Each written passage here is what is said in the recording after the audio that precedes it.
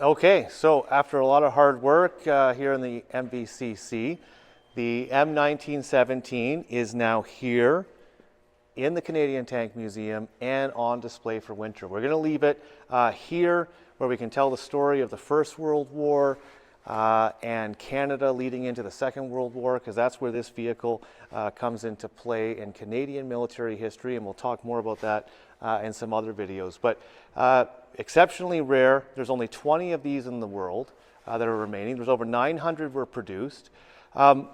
After they were retired in the 1930s by the United States Army, many of them were scrapped. And obviously in the Second World War, not many examples exist because much of these were used for scraps. There are only 20 remaining in the world, only 3 in Canada.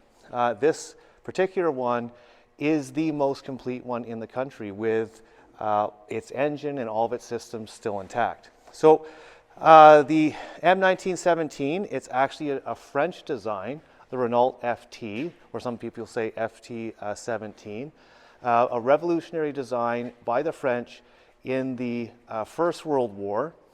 This was to be an infantry support vehicle and also a breakthrough vehicle, a little bit faster than the larger French and British tanks that would be supporting the infantry in a breakthrough. It's a 2-man crew.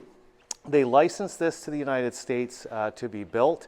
The French did not have the industrial capacity when the US joined the war in 1917, so they actually licensed the Renault FT to be built in the United States. 3 different companies were contracted in building it, and the Americans made some slight adjustments. First, the large idler wheel at the front, it's actually steel, whereas the French Renault would be a wooden wheel with a steel around it. They added additional viewing slits here for the driver, the operator of the vehicle, and also their turret. The turret, you can see, is not a cast piece. It's an octagonal turret with additional armor on the front.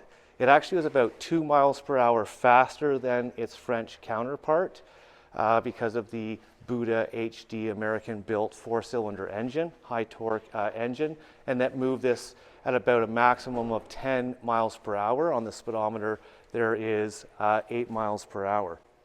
Coming around to the side of the vehicle, the other thing that really distinguishes it from the French Renault is that the muffler is on the left side of the hull instead of on the right side of the hull. And the American-built tanks will have these 2 lifting points because just like in the Second World War, these were being produced here in North America and would have to be lifted onto ships and shipped overseas. We're going to be doing a lot more research on the actual history of this particular tank. We have some interesting anecdotes about it, about its history, where it's been, even some films it's been in the US, but we have to do some further research before we release that. It was used by the United States Army in training, this one particular, up until about 1926. And around the vehicle, you can actually see it does have some machine gun bullet marks from that training.